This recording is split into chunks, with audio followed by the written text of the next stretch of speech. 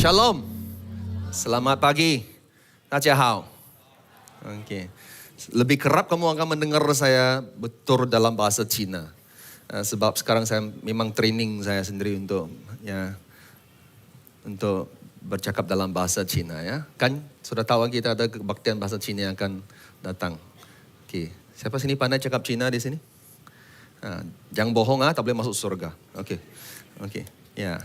Puji Tuhan. Nah, last week kita adanya satu dedication service, kebaktian penyerahan yang luar biasa.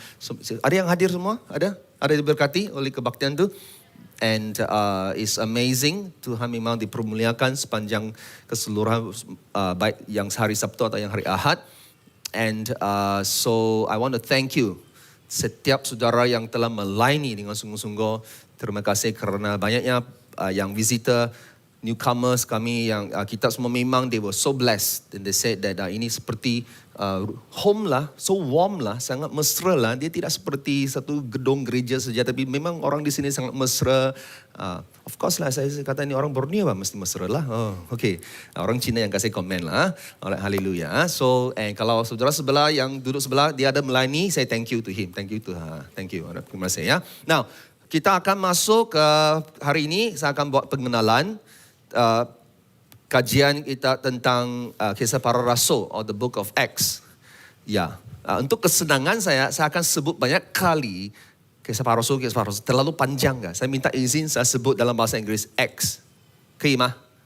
Oke, terima kasih. Alright. Nah, ini adalah suatu kajian yang sangat penting. Saya akan membantu kita memahami mengapa Acts is so important sebagai seorang Kristian. Ini adalah sebuah kitab yang amat penting. Alright. Tampaknya Acts wujud, sebenarnya nadai gereja boleh wujud. Meyong tidak ada. Okay. So, and that's why we must truly mendalami kitab kisah para rasul ini ya. Bahkan juga untuk sesi pertama, sesi introduction ini atau khotbah pertama ini, saya akan membuat pengenalan untuk kita mengetahui dengan lebih lanjut lagi tentang kemudian setiap khotbah yang akan datang. Ini sangat penting kerana waktu kita mendalami kisah para rasul, we will discover everything we talk about today. Segala yang saya akan sampaikan kepada kita hari ini menjadi seolah satu setting the tone, satu permulaan yang membantu kita. Waktu kita membaca kisah para rasul, itulah lensa kita yang membaca. Cara itu, alright, and you will understand it so powerful, it will just change your life, alright, secara luar biasa. So, we start with chapter 1, kisah para rasul, pasal 1, okay. Saya akan membaca dari Alkitab versi Borneo. Nah, sebelum saya membaca, kita berdoa dulu, minta Tuhan yang membuka mata telinga rohani kita untuk memahami firman Dia ya. Bapa kami di surga, kami ucap syukur kerana Engkau baik. Engkau begitu mengasihi kami Tuhan. Engkau yang memberi kami firman-Mu. Terutamanya hari ini itu kitab kisah para rasul. Book of Acts is so important. Nah, waktu Engkau telah memberi kami itu perintah untuk buat kajian, mendalami the book of Acts. And today, as we start pengenalannya ini, dan kami berdoa Roh Kudus, Engkau mengajar setiap kami firman Tuhan, membuka mata telinga rohani kami Tuhan, akan juga hati kami untuk menerima firman-Mu yang saya percaya akan mengubah kami menjadi lebih seperti Kristus. Itulah kerinduan hati kami Tuhan dan juga kehendak-Mu, kami percaya. Dan kami berdoa Roh Kudus Engkau hadir, Engkau juga terus berbicara kepada setiap kami dan menolong saya Tuhan untuk menyampaikan isi hati-Mu kepada jemaat-Mu dengan jelas. Hanya apa yang Engkau izinkan saja yang saya sampaikan, yang Engkau tidak izinkan, Tuhan tolong saya lupakannya. Ini firman Tuhan, kami akan membaca dalam nama Tuhan Yesus Kristus. Amin. Pasal 1 ayat 1. Kepada Theophilus, dahulu dalam kitabku yang pertama, aku telah menceritakan segala yang dilakukan dan diajarkan oleh Yesus. Dari awal pelayanannya hingga ke hari dia diangkat ke syurga. Sebelumnya dia telah memberikan perintah melalui Roh Kudus kepada para rasul yang telah dipilihnya. Ayat 3. Dia telah menampakkan dirinya dalam keadaan hidup kepada mereka selepas kesengsaraannya dengan banyak keterangan sahih. Mereka melihatnya selama 40 hari. Dan dia bercakap tentang perkara-perkara yang berkaitan dengan kerajaan Allah. 4. Pada suatu hari ketika Yesus bersama mereka, dia berpesan supaya mereka jangan meninggalkan Yerusalem. Katanya, haruslah kamu menantikan apa yang dijanjikan Bapa dan yang telah kamu dengar daripadaku. Kerana Yohanes telah membaptis orang dengan air, tetapi kamu akan dibaptiskan dengan Roh Kudus tidak berapa lama lagi. 6. Oleh itu ketika mereka berhimpun, mereka pun bertanya kepada Yesus, "Ya Tuhan, pada masa inikah Tuhan mengembalikan kerajaan ini kepada bangsa Israel?" Dia berkata kepada mereka, "Tidaklah diberi bagi kamu mengetahui waktu atau saat yang sudah ditetapkan oleh Bapa dalam kekuasaannya sendiri. Tetapi kamu akan menerima kuasa apabila Roh Kudus datang ke atasmu dan kamu akan menjadi saksiku di Yerusalem, di seluruh Yudea dan Samaria, bahkan sampai ke hujung bumi." 9. Setelah dia berkata demikian, di hadapan mata mereka dia diangkat lalu disambut awan dan lenyap daripada pandangan mereka. Nah, pause ini sebentar. Maksudnya, apa yang terjadi di ayat 9, Yesus diangkat kembali ke syurga, membuat ayat ke-8 itu adalah kata-kata terakhir Yesus sebelum dia kembali ke syurga. Betul? Betul? Nah, bagi orang kita semua yang datangnya dari Sabah Sarawak atau bukan dari KL, datang ke sini sama ada untuk pengajian tinggi kah, cari rezeki kah, waktu kamu say goodbye kepada kamu punya parents kan, apakah kata-kata akhir kamu punya parents cakap kepada kamu? Makan lebih McDonald's, jaga bye-bye, apalagi mesti ada sesuatu pesanan yang penting, betul? Tidak? Tidak? Ataupun lupa sudah? Berani kau lupa pesanan parents kau? Jangan. So kata-kata terutamanya, okay, of course you come here just study to work, memang balik kampung, okay? 12 kali setahun kamu balik kampung, alright? So tapi ini they will not see Jesus anymore sampailah kali kedua dia kembali. So it makes verse 8 ayat 8 amat dahsyat penting, seolah-olah seorang yang mau meninggal, nafas berakhir sebelum dia sebut sesuatu yang terakhir. That's why verse 8 ayat 8 itu amat penting, itu janji pesanan dari Tuhan Yesus. Betul? Amen. So you have to pay attention to that. Nanti kita akan lihat. So sambung ayat ke-10. Sedang mereka merenung ke langit ketika dia diangkat, tiba-tiba dua orang yang berpakaian putih berdiri di samping mereka. Orang itu berkata, "Wahai orang Galilea, mengapa kamu berdiri memandang ke langit? Sebagaimana Yesus telah diangkat ke surga daripada kalanganmu, begitu jugalah dia datang kelak." Itu kali kedua Yesus akan kembali. That's another sermon by itself. Nah, kita berhenti di sini. Nah, saya ingin bagi satu ilustrasi sedikit. Okay, siapa sini pandu kereta? You drive? Okay, ada miliki kereta, sebuah kereta. Ya? Okay, good. Apakah, bilakah sebuah kereta benar-benar boleh dipanggil kereta? Orang Semenanjung bilang kereta. Kereta. Bila sebuah kereta benar-benar boleh dipanggil kereta? Bukan soalan bodoh, benar sama kamu pikirkan. Bila? Mungkin waktu dia reka bentuk dia canggih. Cutting edge design. Nampak, cantik, looking good punya kereta. Apa lagi? Engine hebat. Vroom vroom begitu punya. What else? Ciri-ciri yang high tech canggih. Nowadays cars full of all kinds of high tech feature, betul? Alright. Is that all? Tidak sama sekali. Bilakah kereta itu boleh benar-benar dikatakan sebuah kereta? Apabila ia benar-benar dapat berfungsi seperti mana yang sepatutnya kereta itu berfungsi, yaitu membawa kita dari satu tempat ke tempat yang lain. Betul? Berapa kamu mau semua high-tech punya feature, tapi dia tidak boleh jalan? Betul? Pernah this thought came to me. I saw one car. Saya pergi cek. Sekurang-kurangnya RM1,5 juta itu kereta tu. Di tepi jalan kena tow. Dia kena tow. Berapa kalau mau kamu mahal-mahal punya kereta tapi tidak mau jalan? Betul? Same for Christian. Same for gereja. Kita lihat gedung, okay, cantik, besar, banyak high tech, banyak ini yang itu. Ini bukan maksudnya gereja. Kalau gereja tidak berfungsi seperti mana yang dikehendaki oleh Tuhan. Sama juga dengan kehidupan Kristian kita. You can look good, you can sing very good song, you can preach, you can do whatever. Apa saja yang kau boleh buat. Seperti satu keagamaan, seperti biasanya aktiviti di gereja. Tapi kita tidak berfungsi sebagai Kristian yang sepatutnya yang telah dikehendaki dan direncanakan oleh Tuhan. There's no point. You understand me? Alright, so Kisah Para Rasul bukannya sebuah kitab tentang orang Kristian yang sempurna, perfect Christian or Christian that look good. No. Kisah Para Rasul, Acts is about what ordinary Christian yang seperti kita, orang yang mengikut Yesus. Alright, yang sederhana seperti kita, orang mengikut Yesus, yes, including myself. Not just because I'm a pastor make me special. No, semua orang perlukan Yesus, kasih karunia yang sama. Kita semuanya mengikut Yesus. Book of Acts is about that.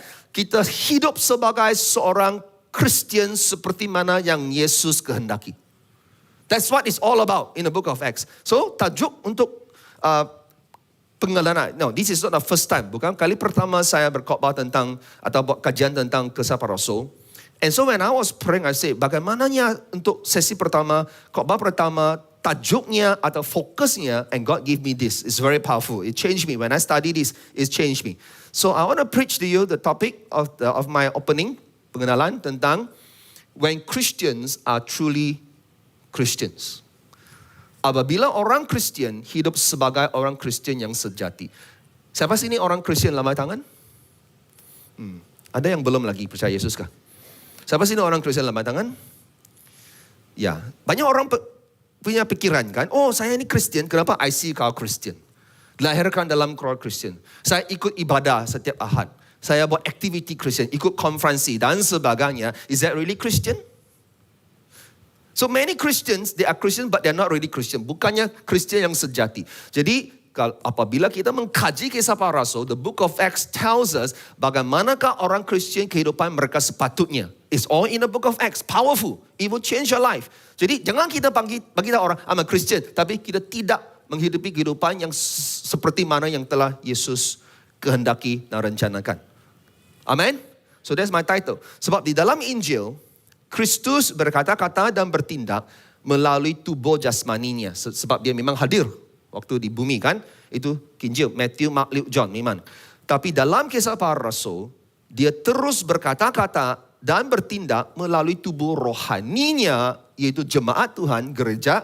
So, including people who sitting next to you. Orang duduk sebelah kamu itu, if you say saya ikut Yesus, it's about you. Tuhan Yesus masih lagi bercakap, berkata-kata, masih lagi bertindak. Banyaknya yang dia lakukan, melalui siapa? Melalui kawan yang duduk di sebelah kamu itulah. Ya, bagi tahu kan sebelah, ini is you now, is you. Bagi tahu dia, you. God wants to work through us, in us, through us, continue. Jesus never stop working. Meskipun dia sudah kembali ke surga, but He's working through us, the church, the body. Alright? And tujuannya supaya kita menjadi seperti Kristus. We will be Christ-like. Amen? Itu adalah sebagian tema kita tahun ini kan. We have one purpose. The purpose is Christ-like. Buktinya, misalnya di Kisah Para Rasul, setelah Yesus diangkat kembali ke syurga, the first thing, you know what they did? Tidaknya pergi kupi-kupi. Mereka pulang ke rumah, the Bible says, di Yerusalem, naik ke ruang atas. Apa mereka buat? Bertekun dengan sehati dalam doa bersama-sama. That's where the word one accord, homoth umeden. Masih ingat perkataan tu? Alright, I share with you. So, they go back to their house, they pray.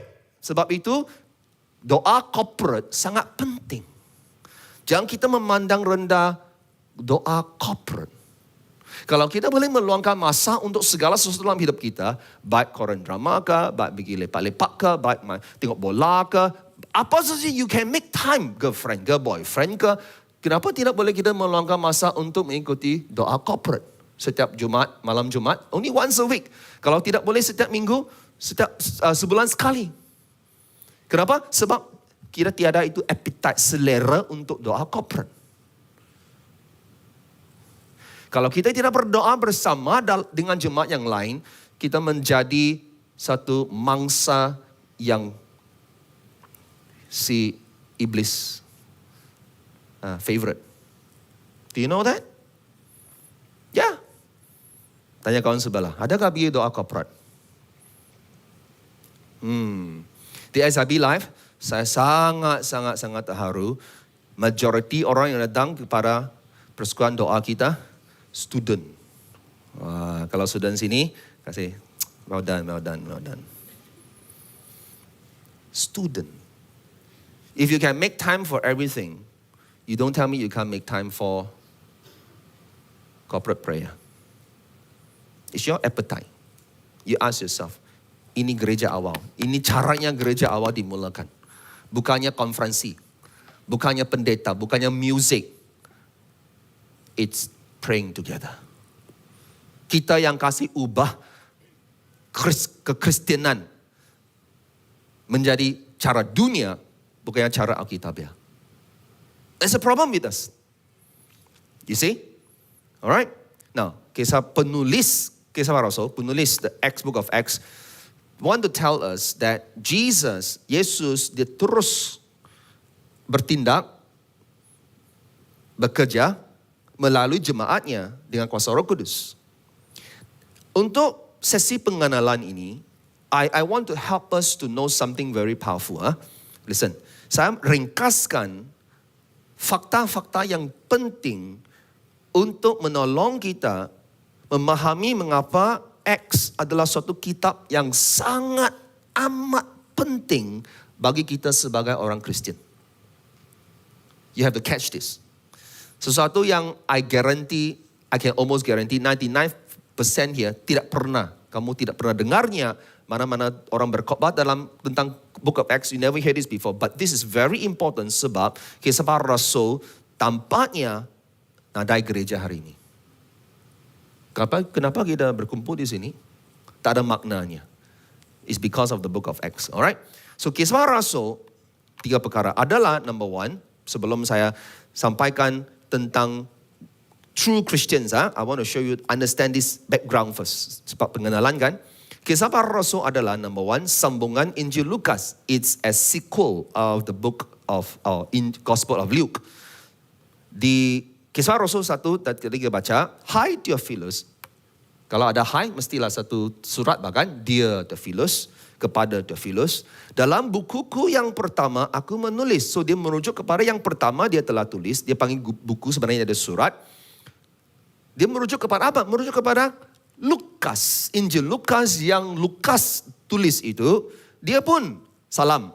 Theophilus yang mulia. Dia memang write it to Theophilus, same guy.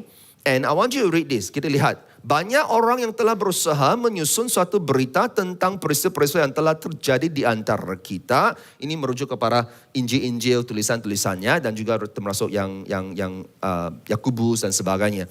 Seperti yang disampaikan kepada kita oleh mereka, itu pengikut-pengikut Yesus.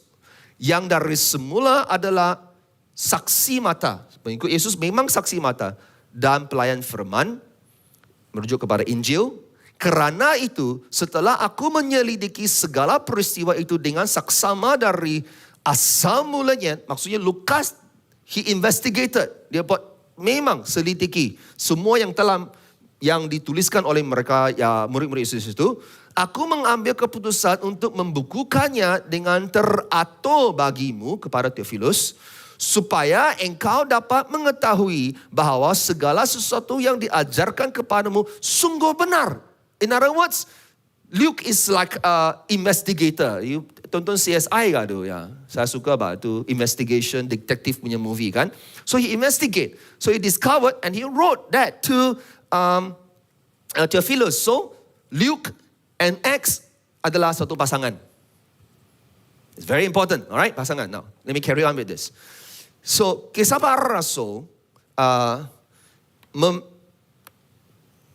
more verse before I show you. Bagaimana Lukas mengakhiri Injilnya di Lukas.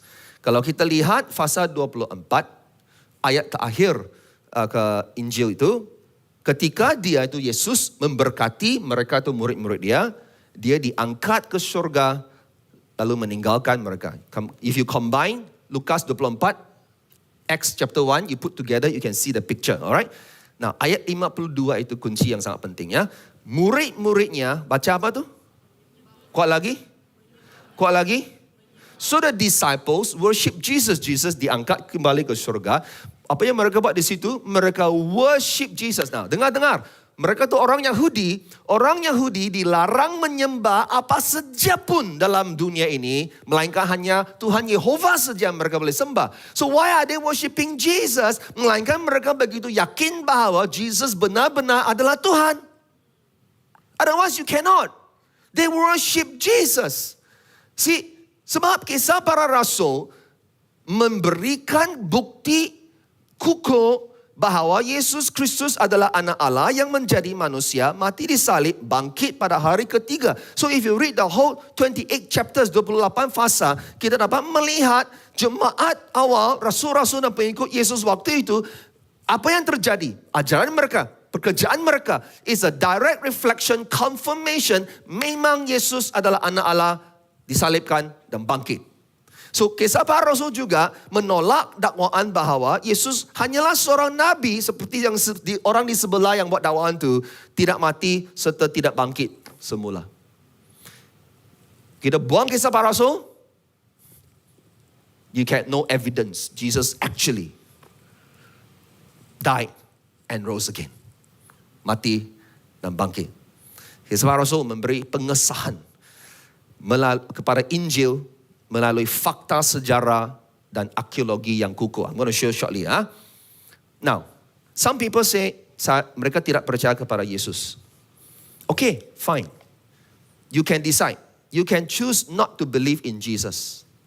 Tapi tidak boleh kamu menolak fakta sejarah bahawa Yesus memang telah mati disalibkan dan bangkit dari maut. Boleh ikut? Kisah para rasul sangat penting menjadi bukti itu. So, let me give you another example. Kalau kamu kata, saya tidak percaya gravity itu wujud. Tahu itu gravity kan semua? Teman-teman semua tahu gravity?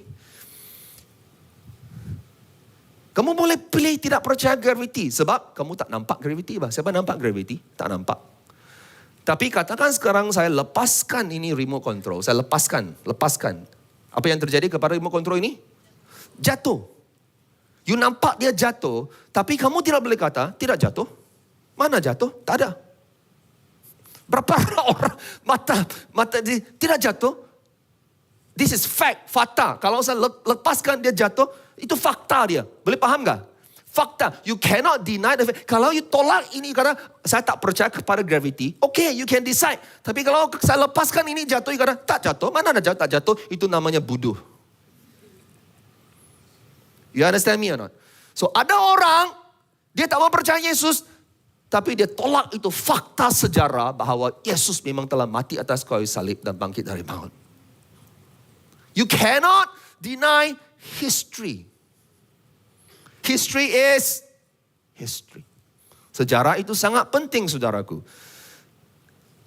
So, first thing, Lukas, kisah Rasul, very important. Sambungan kedua, sebuah surat Dr. Lukas kepada Theophilus. Kenapa ini penting? Sebab dia bilang, Theophilus yang mulia, perkataan yang mulia itu seperti zaman kita sekarang Datuk Seri, Tan Sri. Begitu. Alright? Ada satu level tinggi itu.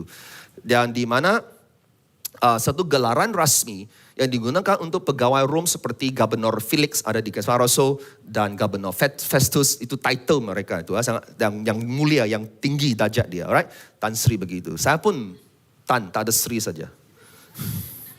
Okay.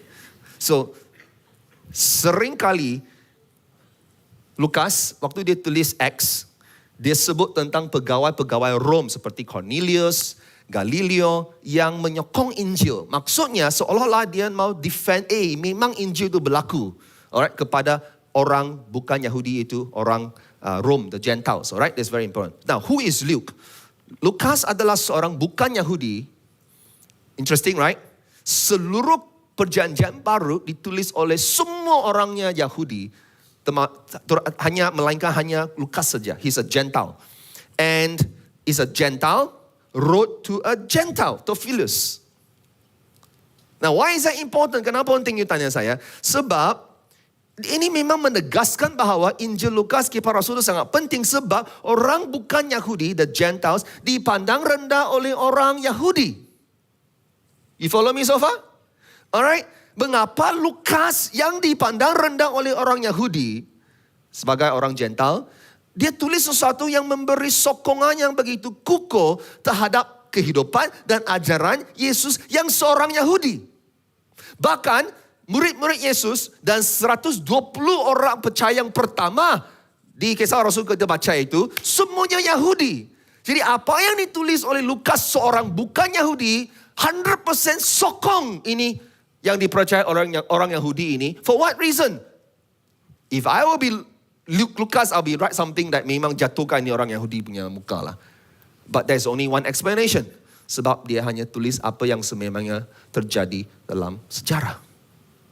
Amen to that? Alright. So, then kemudian dia adalah seorang doktor medical doctors. Alright.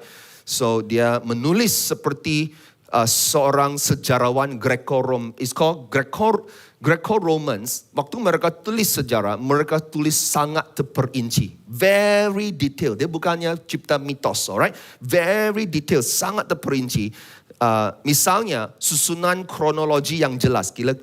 Baca Kisah Para Rasul.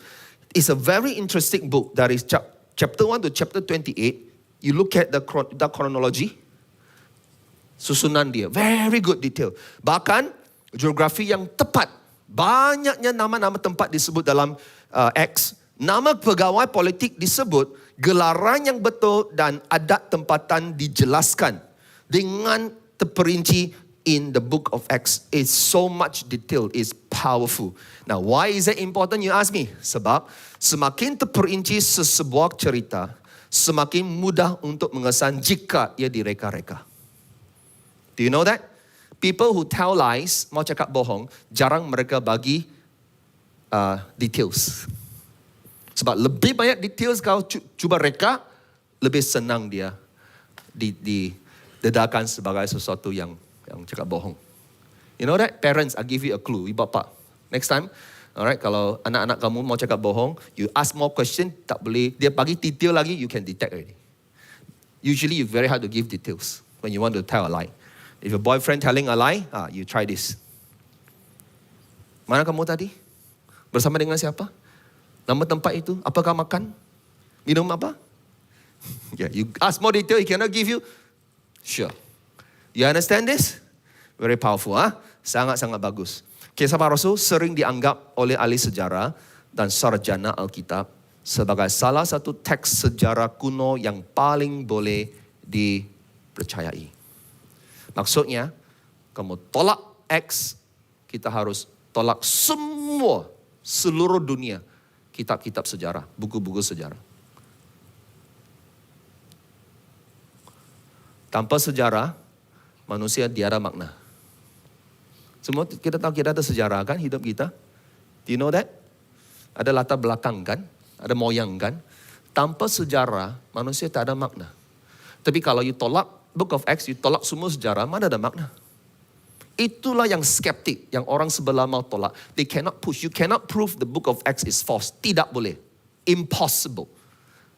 Tapi kalaulah Kisah Para Rasul itu benar, maksudnya Yesus memang mati disalibkan dan bangkit dari maut. Maksudnya ajaran mereka itu yang salah. You senyap, kenapa? You wow or you tak faham? Okay. Next one. Yang third thing about Lukas, dia teman perjalanan Rasul Paulus. Rasul Paulus pergi banyak mission trip bah. Kita baca kisah dia kan. Dia teman dia bang, yang rapat, yang erat. Sehingga bahkan saat akhir Rasul Paulus sebelum dia dihukum mati, Lukas ada bersama dengan dia. Alright, itu clue dia di 1 Timotius kita boleh lihat. Maksudnya Lukas adalah saksi mata. Dia tulis sebagai seorang saksi mata. Which take me to my third thing. Kisah Para Rasul adalah sambungan. Lukas adalah surat. Dan ketiga, dia adalah catatan saksi mata. Wow, this is amazing. Catatan saksi mata ini, hasilnya Theophilus menjadi percaya. How do I know that? Sebab di Injil Lukas tulis, Hai Theophilus yang mulia. Satu like, wow, Tan Sri. Tapi di Acts, dia tidak tulis begitu. Dia terus panggil Theophilus. Kenapa? Dari Tan Sri, kemudian tanpa Tan Sri. Kalau orang ada yang punya level tinggi, yang ada title kan, you selalu harus panggil mereka punya title kan. You know that, right? There was once I call one Pastor ABC, he said Reverend. Oh, okay, Reverend. Yeah. I always say you have to get used to, biasakan dari orang panggil kamu tanpa kamu punya titles. Why? Nanti you mati, pergi syurga, adanya kitab kehidupan yang Yesus akan buka, dia akan sebut nama kamu.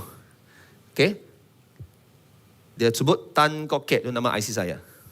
Sebab saya ada Tan. Tan Kok Kiat. Saya tak jawab. Kata, Tuhan, tak adalah Tan Kok Kiat. Apa? Pastor Daniel Tan. Tiadakah dalam kitab tu? Tiada. Tan Kok Kiat saja ada. Pastor Daniel Tan tak ada. Macam mana Tuhan? Masuk neraka lah. Get used to people not calling you by your titles. Sometimes we are so title-minded, we forgotten, hey, semuanya perlukan kasih karunia yang sama lah. Amen. Alright, now come back to this. Tiada kaitan dengan itu. So, maksud saya, dari awalnya, Lukas dia tulis Injil itu kepada Theophilus yang mulia. Dia address dia, Tan Sri. Kemudian saya percaya Theophilus menjadi percaya kepada Injil, kepada Yesus. That's why when he wrote Acts, sudah jadi saudara dalam Kristus, tidak perlu Tan Sri. Kan? Alright, so that's very important. Now, I want to show you something now. Tidak sempat kamu akan salin, tangkap gambar saja. Something you will never see this before. Akan mengubah cara kita membaca Alkitab, terutamanya Acts. Are you ready? There we go. First thing, tentang saksi mata, ketepatan yang luar biasa mengenai orang, tempat, dan gelaran. Alright? Di dalam Acts. Acts menyenaraikan lebih daripada 100 butiran sejarah yang boleh disahkan secara luaran. Maksudnya semua kajian, buku-buku sejarah, arkeologi di luar Alkitab confirm 100 lebih butiran itu memang tepat. You understand me? Yang kedua, penemuan arkeologi berulang kali menegaskan ketepatan Lukas, walaupun pada awalnya beliau diragui oleh para pengkritik. Powerful. Number 2, pengesahan arkeologi. Tiada penemuan arkeologi yang menentang kisah para rasul. You never find any archaeology discovery say, oh ini salah. No, never. Dalam history. Sebaliknya, penemuan itu mengesahkannya betul. X memang betul. Alright? This is 2000 years ago ditulis, 2000 tahun dulu. So powerful. Example, contoh. Nama jalan-jalan yang berubah. Pelabuhan, nama pelabuhan. Laluan perjalanan tepat seperti yang dicatat. Maksudnya, ahli sejarawan, arkeologi dan sebagainya, apa yang mereka jumpai memang confirm apa yang ditulis dalam Acts. Sinagog, doa Allah, kuil, amalan undang-undang kerajaan Rom selaras dengan naratif yang ditulis dalam Acts.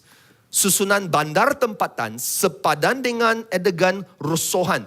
Di Efesus, di kisah Rasul ayat pasal 19 ada direkodkan kisah tentang satu rusuhan berlaku di Efesus. Konten, isi dia memang confirm dari tulisan di luar sana. You know how powerful is that or not? Now, so bahkan Sir William Ramsay yang pada awalnya seorang skeptik, akhirnya menyimpulkan selepas beberapa dekad kerja lapangan, demi field work, he went out to do research. Ini kesimpulannya. Lukas adalah seorang sejarawan terunggul. Because it's so detailed, alright, and so correct that he put in there. Number 3, tarikh yang awal. Bilakah Acts ditulis? Sangat penting. Kalau dia ditulis berabad-abad kemudian, itu cerita dongeng atau passing message saja bah. Tapi ini waktu bila? Waktu adanya saksi mata. So orang bilang Acts itu mitos bah. Tidak boleh mitos. I prove to you why. Kebanyakan sarjana memperkirakan Acts ditulis pada 60 hingga 62 tahun Masihi, 60 to 62 AD. Why? What's the evidence? Bukti utama, number one, tiada sebutan tentang kemusnahan Yerusalem. Pada 70 tahun Masihi, Yerusalem runtuh, dimusnahkan. Tapi tidak ditulis di the book of Acts. Maksudnya dia mesti sebelum 70. Kemudian, penganiayaan Nero. If you go and Google now, masuk ChatGPT, you'll find this very important history. Emperor, Raja Nero, amat dahsyat menganiaya orang Kristian waktu itu. When did it happen? 64 tahun Masihi. Tapi tidak ada dalam Kisah Para Rasul. Maksudnya, dia sebelum 64. So that's why it makes about 60, 62. Kematian Paulus. Kisah Para Rasul, Acts chapter 28. Dan akhirnya, Paulus masih hidup di Rome. Haven't died yet. That makes it proof that it has to be written around before 64. 64. Alright? Ini membuktikan Kisah Rasul ditulis pada zaman adanya saksi mata masih hidup. This is important. Number 4. Bahagian kami saksi mata. Apa maksud kami?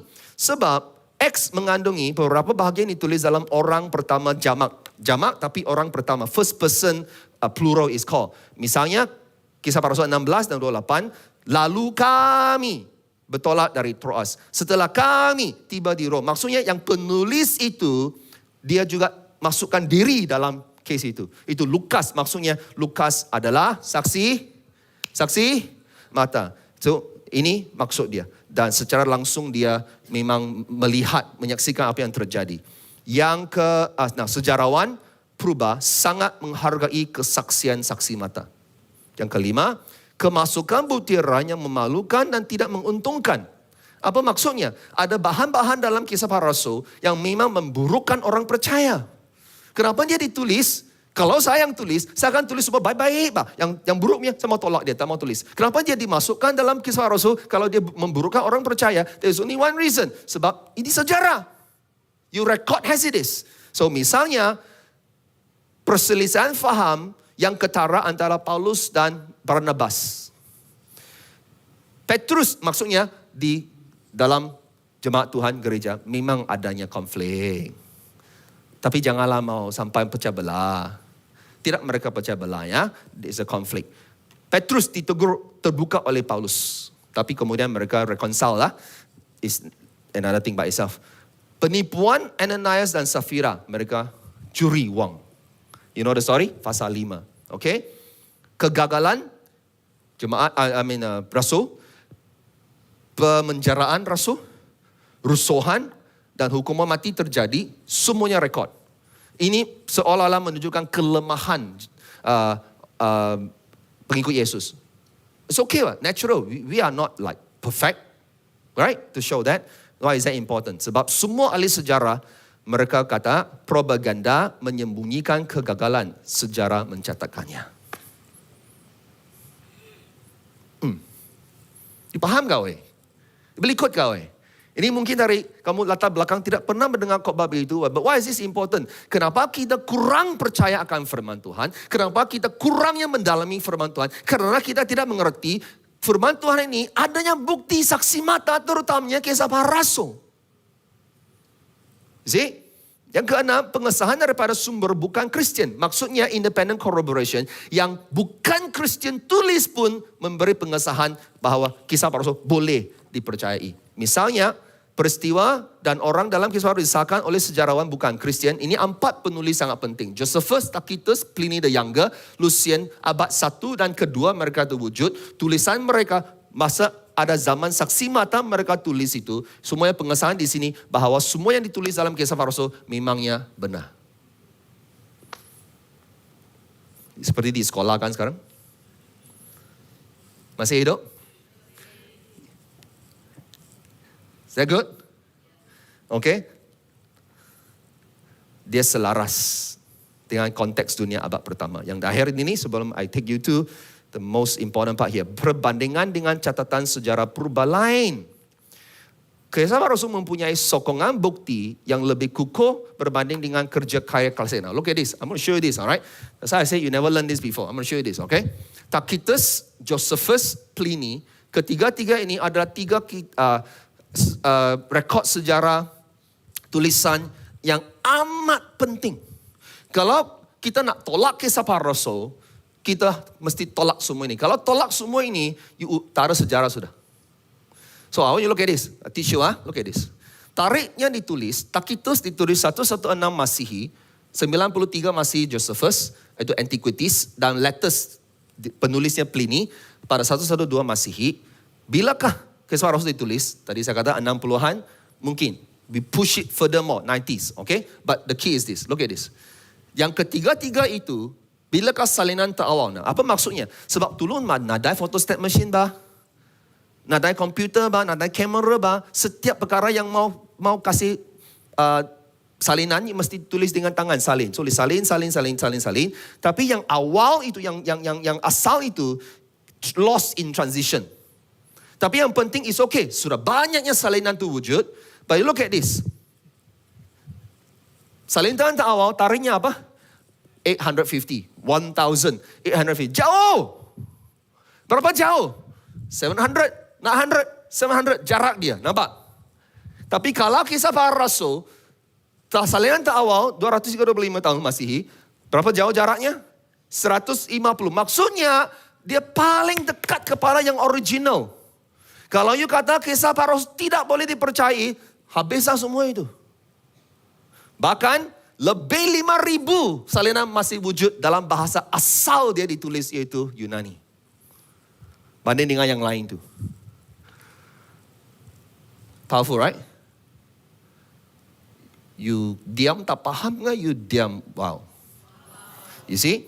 Inilah sebabnya kisah para rasul Acts sangat dihormati bukan saja oleh orang Kristian, bahkan juga oleh ahli sejarawan sekular, terutamanya di zaman-zaman dulu. Amin? Amin? Kisah para rasul adalah satu-satunya kitab naratif dalam perjanjian baru yang mencatatkan kelahiran dan kemajuan gereja. Like I said, you throw Acts away, we don't know why we do church. Ia mengesahkan bahawa iman kita bukanlah suatu mitos. Our faith is not ciptaan manusia, but is based on facts. It's very powerful. Menunjukkan bagaimana pengikut Yesus gereja awal, cara mereka hidup sebagai orang Kristian yang sejati, seperti mana yang dikehendaki oleh Tuhan. Acts will teach us how to live a true Christian life when we study it. Amen. Siapa sini mau menghidupi kehidupan Kristian yang sejati? Mau? Alright? So, let me take you to this. How do you live that? Now you know how powerful is Acts. Powerful, right? Okay, next. Orang yang hidup kehidupan seorang Kristian yang sejati, kita akan berakar dalam perkataan, kata-kata, dan perbuatan Kristus. We will be rooted in the words and works of Christ. Let me prove to you. Bagaimana Acts dia mula? Ini cara dia mula. Let me show you. Hai Theophilus, buku pertama aku menulis, segala sesuatu yang dikerjakan yang diajarkan Yesus sampai pada hari ini terangkat. Sebelumnya ia telah memberi perintah oleh Roh Kudus kepada rasulnya yang dipilihnya. You notice his focus on dikerjakan, diajarkan oleh Yesus. Ia menunjukkan dirinya setelah penderitaannya selesai. Dengan banyak tanda ia membuktikan, bahawa ia hidup selama berapa hari? 40, bukan 4 jam, bukan 4 hari, 40 hari berulang-ulang menampakkan diri dia dan berbicara kepada murid-murid dia. Now listen, why is that important? Dia tidak menunjukkan banyak bukti tentang dia tidak mati. Dia menunjukkan banyak bukti bahawa dia hidup bangkit dari maut. Hello? He didn't show evidence, I didn't die. Seperti mana yang sebelah kata Yesus tidak mati. No, you read the Bible carefully. He show evidence that dia bangkit dari hidup. He's alive from the dead. Telah selepas kesengsaraan dia ada hidup. Hello? Bukannya yang diceritakan oleh sebelah. What did they say? Yesus tak mati. Digantikan orang yang lain. Read the book of Acts. Sangat penting.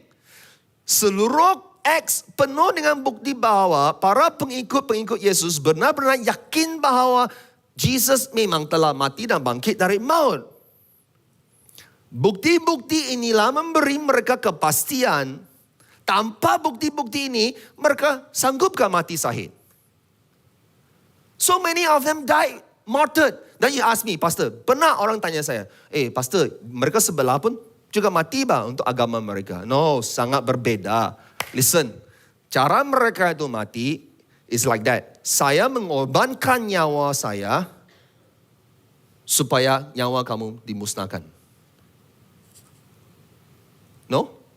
Bomb. You understand me? No?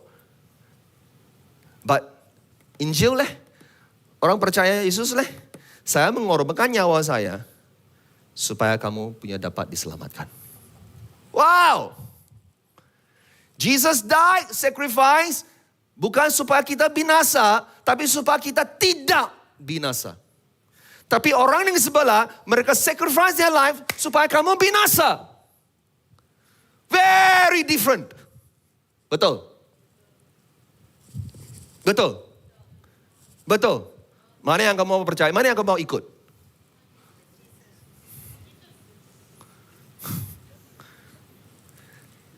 Acts tidak bermula dengan Pentakosta, di mana Roh Kudus turun, itu fasa kedua. Acts tidak bermula dengan kuasa ajaib, sembuh sini, bangkit sini. Tidak. Acts tidak bermula dengan penginjilan. No. Acts tidak bermula dengan gereja. No. Acts chapter 1 belum lagi gereja mula, belum lagi mukjizat, belum lagi penginjilan, belum lagi Pentakosta Roh Kudus turun di chapter 1. Chapter 2 baru dia masuk. Tetapi Acts mula dengan ajaran Yesus. Dan dia mengingatkan muridnya tentang perbuatan, pekerjaan, dan kebangkitan. Yang maksud dia mati dan bangkit dari maut. Kenapa ini pentingnya Yesus buat itu terlebih dahulu sebelum Roh Kudus turun. Why? Because, I have to say this in English nicer. If you do not truly know the one you believe in, you will never truly know why you worship Him. Jika kalau saudara tidak mengenal, tidak tahu siapa yang kamu itu worship, kamu tidak langsung tahu kenapa kamu worship Dia.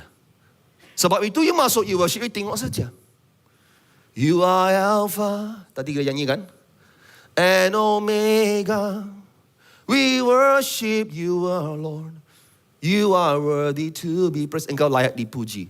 You are Alpha. Kalau kita tidak mengerti apa maksud Alpha Omega, kita tidak mengerti you are worthy. Engkau layak disembah. We give you all the glory. Kena memberi segala kemuliaan bagimu. You don't know how to express that. Memberi segala kemuliaan kepada Tuhan. Because why? You langsung tak mengerti apa itu Alpha Omega. Sebab itu teologi amat penting untuk setiap orang percaya. We always think teologi masuk sekolah Alkitab baru ambil teologi. Gereja kita hanya dengar khotbah bless me, bless me, bless me Lord, bless me, heal me, bless me. Semua that is what we think is Christianity. Salah. Diciptakan oleh manusia saja. Sebab manusia suka mendengar bless me, bless me, bless me. Kita punya teologi salah. Sebab itu kita datang, kita hanya mau nyanyikan lagu me, me, me. Bilakah Christianity pasal kamu? Christianity pasal muliakan Tuhan, bukannya pasal kamu. Dua saja yang setuju dengan saya. Tapi kalau apabila Yesus diagungkan, no problem apa yang keperluan kamu lah. We focus wrongly. That's why kita pergi gereja, it's all about me. Semua complain, all about me. Perselisihan, fights. What happened? Because it's all about me. No, it's never about you. It's about Jesus. It's about Jesus. Amen. Tadi kita baca di Lukas, macam mana di akhirnya Yesus diangkat. But did they do? They worship. Wow. They worship because they know Jesus is God. They know who is. But how did they so sure? Sebab 40 hari Yesus bersama dengan mereka. Ajar lagi, ajar lagi, ajar lagi. Show lagi, nampakkan lagi, proof lagi. When you have got it right, you masuk gedung Tuhan. When you worship, you really worship. You cannot.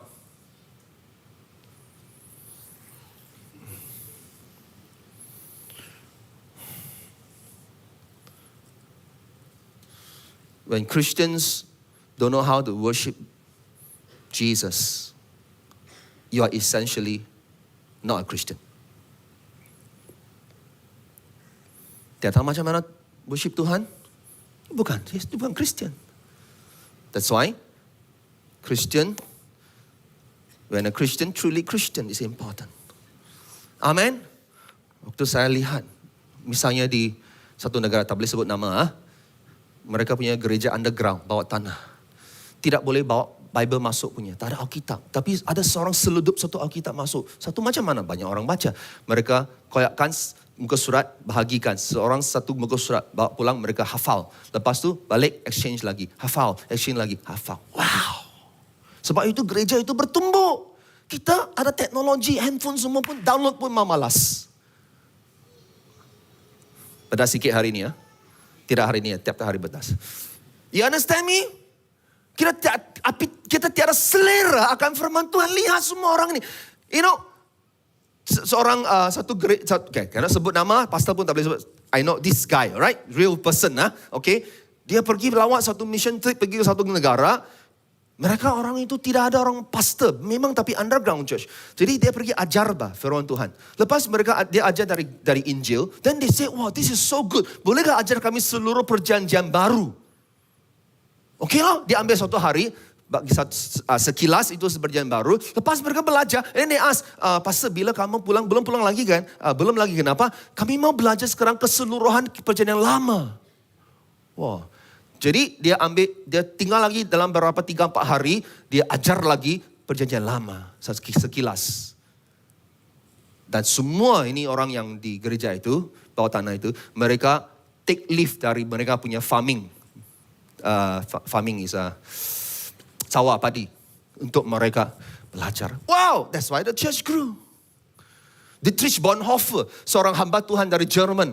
Luar biasa hamba Tuhan, dia mati sahih, dia dihukum mati sahih kerana dia tidak mau reject Tuhan Jesus. And then when he was going through all this hardship di penjara, you know, he wrote one book called Meditation on the Cross. Meditasi akan salib Tuhan. Powerful classic, free anyway, you can download. Listen to me, why is that so important? Because waktu kita mengalami kesusahan, di mana otak kita macam mana sama keluar dari masalah ini. No, otak sini mesti pikirkan salib.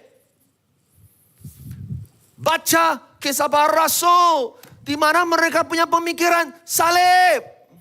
That's why you can overcome semua itu. Mengatasi segala penganiayaan itu. Kesulitan hidup kamu itu. Sebab sini firman, macam mana saya boleh keluar dari masalah ini? Doa pun, Tuhan selamatkan saya. Tuhan lepaskan saya dari masalah ini. Salah fokus. Fokus kepada mana? Salib. You understand? That's why learn from the book of Acts. Macam mana pengikut Yesus di Kisah Rasul mengatasi penganiayaan. Sebab fokus mereka, fokus yang betul. Bukan salah. The way we pray, gambar satu mirror kita punya teologi. Salah ke betul? Banyaknya, saya banyak senarai, tak ada masa untuk share video story. Tak ada gedung besar, tak ada aircon, tak ada kursi selesa, tapi gereja masih lagi bertumbuh, maju dengan kuat sekali. Bukan kerana bangunan, bukan kerana pendeta, pengkhotbah, kerana konferensi, kerana KKR. Don't have all these things. You baca Kisah Rasul. Listen. You tidak jumpa satunya konferensi atau KKR di Kisah Rasul. Tapi revival yang paling dahsyat berlaku is in Kisah Para Rasul. Why? Bukannya itu tidak penting. Tapi kita sudah mencipta satu generasi gereja kita punya versi kejar konferensi, kerja pendeta, kerja pengkhotbah, kerja music, kerja ini, kerja. Bila kita mau kerja Yesus?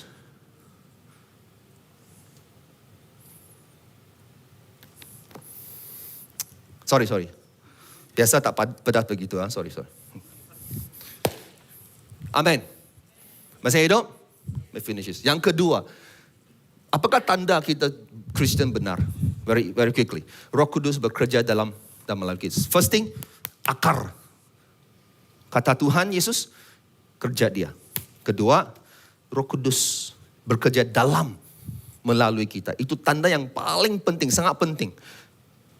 Yesus bilang, jangan kau meninggalkan Yerusalem tunggu, tinggal di Yerusalem untuk karunia dari Bapa, janji Bapakku, yang telah selalunya Yesus beritahu mereka bahawa Bapa akan bagi mereka itu Roh Kudus.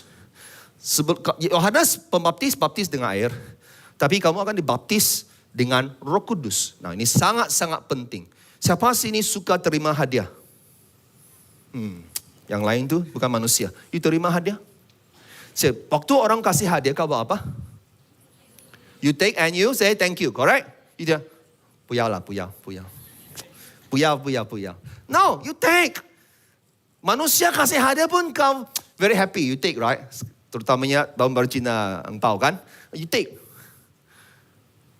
Apatah lagi Bapa di syurga yang bagi.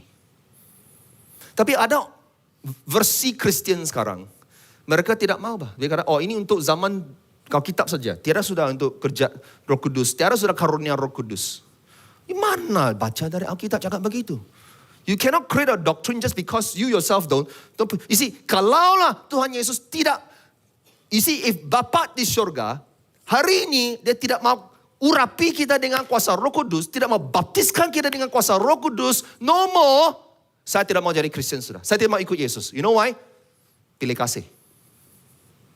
2000 tahun dulu, murid-murid Yesus perlu. Sekarang, tak perlu. Tak mau bagi sudah.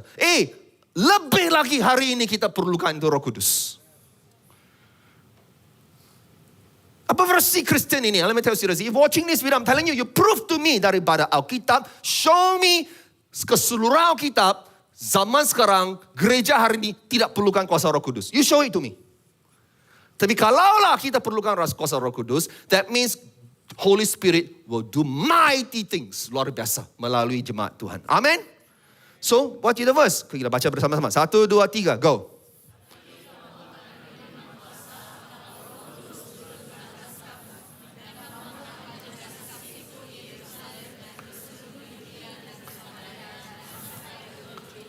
Ini tema, ayat tema untuk seluruh Acts. This is the key verse.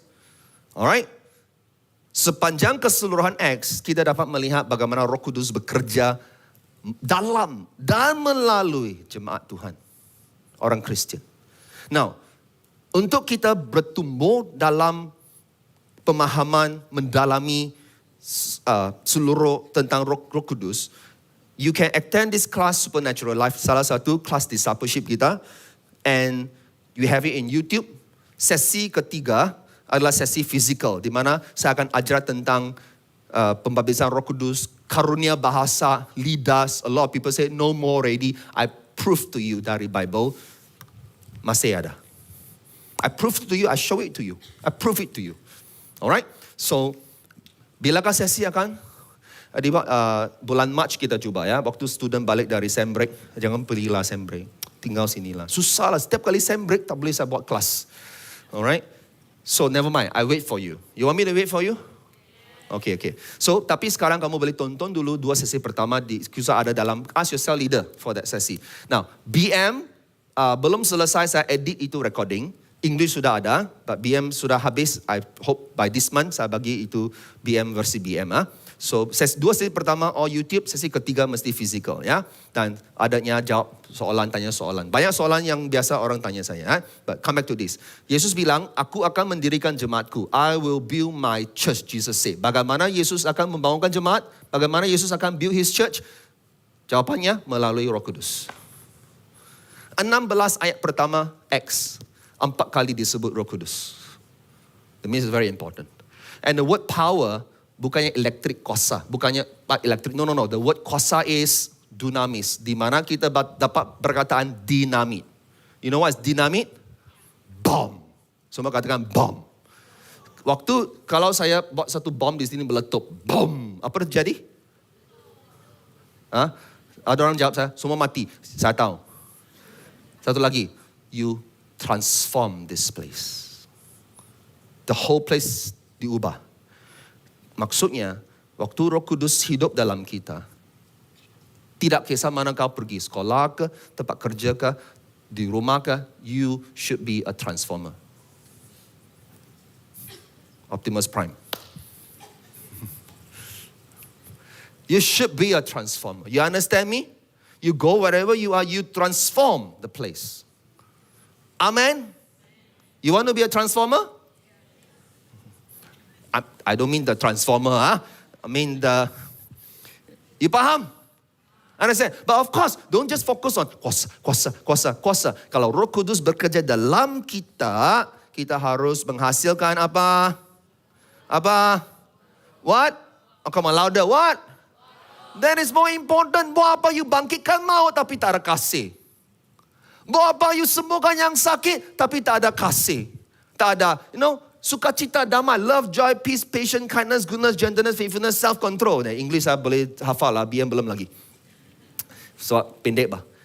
Tiada hukum yang menentang hal-hal ini. That means kan, if you don't get all this, tak kisah berapa pandai kau worship, menyanyi, berapa pandai kau menari, berapa pandai kau berkhotbah, kalau tidak menghasilkan buah roh, tak guna.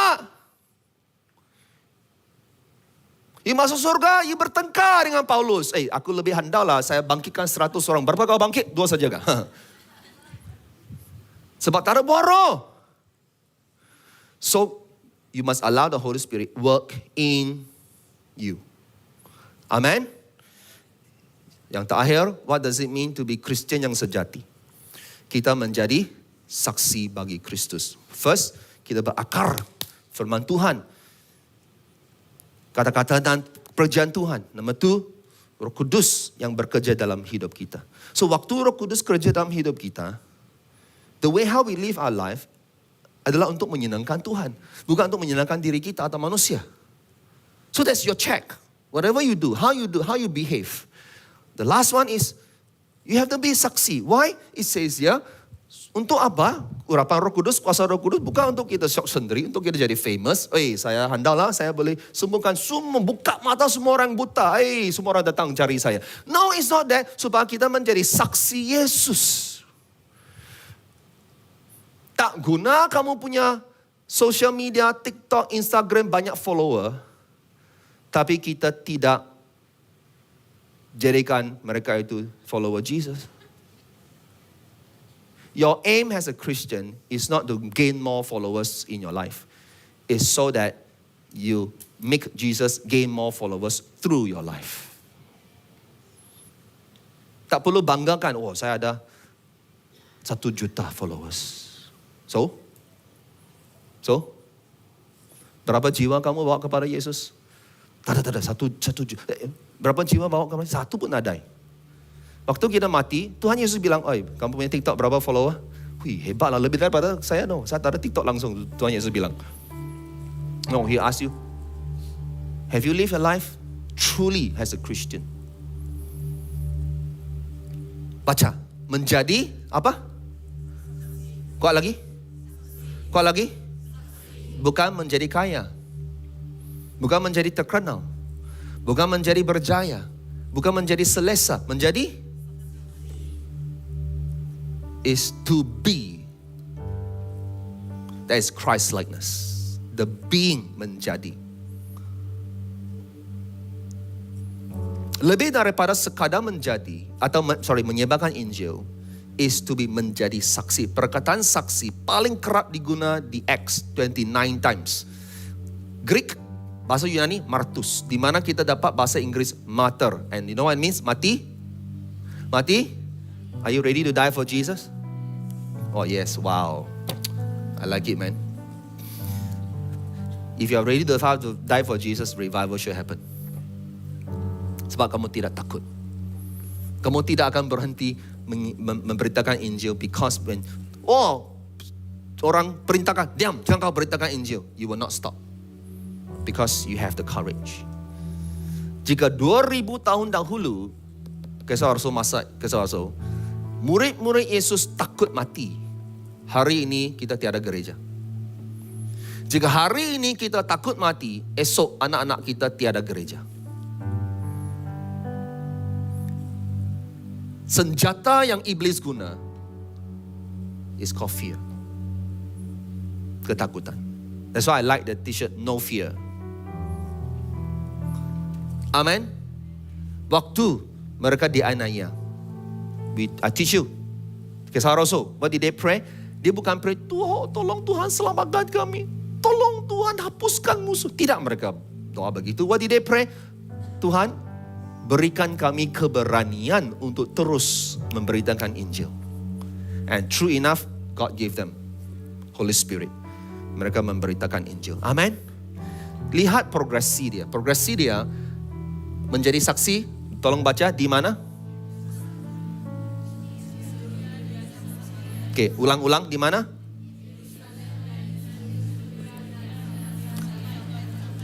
Dia ada progresi dia. Dia tidak terus pergi hujung bumi. Tidak, progresi mulai dari Yerusalem, Yudea Samaria sampai hujung bumi. Sebab dia dari kecil lebih besar, lebih besar, lebih besar. Seperti mana? Kamu di kampung mana? Kampung apa? Kampung Sepitang. Tenom. Kampung Tenom. Atau mana? Kuching. Tak ada anjing, kucing saja. Kuching. Mana-mana kamu kampung? Itu Yerusalem kamu. Kemudian mungkin Sarawak, Sabah itu Yudea Samaria kamu. Sekarang kamu ada di hujung bumi. Wah, boleh tahan ha? But listen. Setiap hari kita hidup di Yerusalem kita. Jangan kau lupa Yerusalem kamu itu penting. Jangan kau bilang, saya selalu pergi mission trip, Pastor. Habis, apa yang kamu buat dengan kawan kamu di sekolah yang tidak kenal Yesus? Rakan sekerja kamu tidak kenal Yesus, itu bukan tidak penting kan? Mereka masuk neraka kan? No, you have to be that Jerusalem for you. Progresi sangat penting. So, ayat ini menjadi tema. Fasa 1 hingga 7, Yerusalem. Fasa 7, Stephen mati syahid. Lepas tu, murid-murid Yesus disebarkan di merata tempat. Alright? They were dispersed everywhere. That's why chapter 8 and 9, Yudea Samaria, dan chapter 10 sampai 28 sampai hujung bumi. You will study this, you will see so powerful Roh Kudus bekerja di dalam jemaat Tuhan. Tuhan Yesus tidak memberi kita satu option. There is no option. Kristen sejati mesti menjadi saksi Yesus. If you are not a Christian. Full stop. That's all. Jadi saya, Pastor, saya takut. Takut. Sebab tiada Roh Kudus. Yang diurapi Roh Kudus, yang dipenuhi Roh Kudus, tidak pernah takut untuk menginjil. Jika saudara kamu takut menginjil, maksudnya kamu belum lagi diurapi Roh Kudus. And you must have that touch from the Holy Spirit. Amen. Masih ingat? I told you this year is what? One life for one life. I give you finish this story. Yesterday adanya wedding di sini. First one di gedung ini. Tempat inilah maksud saya. Siapa ada ikut? Yang melayani juga ya, tolong mereka. You know something very powerful? Yang pengantin lelaki, dia punya parents ada masalah pengenalan pekak sejak kecil. Sejak lahir pekak. But luar biasa, dua adik-beradik semua normal. And so, tapi mereka bukan Kristen, tidak percaya Yesus, melainkan hanya the pengantin, the groom and his auntie. Dua saja yang Kristen, yang lain seluruh isi keluarga bukan. Termasuk dia punya datuk nenek pun bukan. So, di situ masalah, okay, of course, the wife is from Sarawak, orang Lumbawang. Semua mereka memang yang majority BM. Yang itu lelaki, dia family, of course parents, don't know, cannot hear. Dan mereka undang juga, mereka datang dari Pulau Pinang. At least about 20 of them, yang golongan yang pekak punya, cannot hear one. So here the thing is this. Mereka datang kamu punya wedding. Mereka tidak dapat mendengar. Kalau biasanya saya hanya sampai, biasa mana-mana wedding seperti saya akan sampaikan saja. Semua tu khotbah, termasuk juga itu upacara, vow semua tu buat tu. Tapi mereka hanya tonton lah. Tak, cannot understand what this is. You understand me, right? Because they cannot hear you, am I right? Kedua, mereka punya grandparents tak pandai Inggeris, tak pandai BM, hanya Cina saja. How? So, what I did was, tidak pernah dalam hidup saya, waktu saya khotbah, setiap perkataan saya akan script dan letak dalam screen. I cannot do that one. Alright? So, but I have to do that. Saya ikut script. Setiap perkataan, saya translate 3 bahasa. English, BM, Cina. Atas screen. So, why Cina? Sebab ada golongan tak pandai. Yang lain tu Cina. Why English? Sebab dia punya parents yang pekak tapi boleh baca Inggeris. That's all they know how. English, China BM tak boleh. Mereka pergi sekolah English. They learn English. Dan BM for the BM group. BM tak apa, semua mereka gereja sudah percaya Yesus bah. Orang lawas bah. But the key is those others yang belum percaya Yesus. So I can do easy way, senang saja. Do you know how many days saya buat itu slide? You don't understand, you don't know one. How many days you know how to do the slide? But why? Lepas saya khotbah, so I learn. I purposely masuk YouTube, I learn sign language. Jesus loves you. Now you learn lah. Alright, semua try. Jesus loves you. God bless you. So I learned all this. Do you know after the service, upacara itu, all of them yang pekak tu come and thank me. The parents come and thank me. They ask me how I learned all this. I say I go and learn now. And they repeat after me. They say, Jesus loves you. They repeat back to me, bukan belum percaya Yesus. So they were so happy. Take picture. They were thankful. They were trying to just communicate to me. Di mana mereka sangat bersyukur, sangat berterima kasih kerana saya meluangkan masa mengambil itu usaha untuk buat begitu communicate dengan mereka. You see? So next thing is now. So the whole khotbah yang saya sampaikan penginjilan. You see, wedding is like you thought I'm going to teach you people Waktu kau kahwin, siapa mau kahwin sini? Mau kahwin nak Indra? Listen to me carefully. Khotbah dari pastor itu banyak sudah di kursus pernikah di SIB Live 10 bulan sampai 1 tahun kursus pernikah. Wah, so long pastor. Ya. Why tanya kawan di sebelah. Why? Tanya leaders kita. Listen. In the whole premarital counseling, you sudah belajar banyak. Buat apa lagi mau saya khotbah untuk kamu? The key is, asalkan ada orang yang belum percaya Yesus di dalam itu upacara itu chance ya untuk kita sampaikan Injil. Biasanya ramai orang bukan Kristen masuk church, 2 situasi saja. Kawin, orang mati. All important to share the gospel. So akhirnya mereka mendengar Injil. The whole message, memang share Injil. Now is follow up. The grandparents, datuk nenek, cakap Cina saja. So saya jumpa mereka di luar. Saya cuba saya punya Cina keluar lah. Saya punya Cina tak pandai saya tidak pergi sekolah Cina. Saya Injil lagi dengan mereka. Saya tanam benih Injil lagi dengan mereka. I want you to catch this. Include. Sebab kalau saya tidak buat usaha semua ini untuk semua ini, include them dalam wedding ini, my focus zone ini pasangan saja, then we don't know what does it mean. Itu wedding mesti permuliakan Tuhan. Our focus is, itu orang saja wedding. No, wedding kamu sebagai orang percaya Yesus harus mesti memuliakan Tuhan Yesus. Dan macam mana kita memuliakan Tuhan Yesus? Hati Yesus adalah orang belum percaya dia mesti dengar Injil dia. That's why you include them. I teach them. You invest time. Saya memang invest banyak masa. Tidak pernah saya buat persiapan satu wedding berhari-hari saya buat. And then of course, you invite them into it. I want you to catch this, church. Why is this important menjadi saksi? Amen? Amen?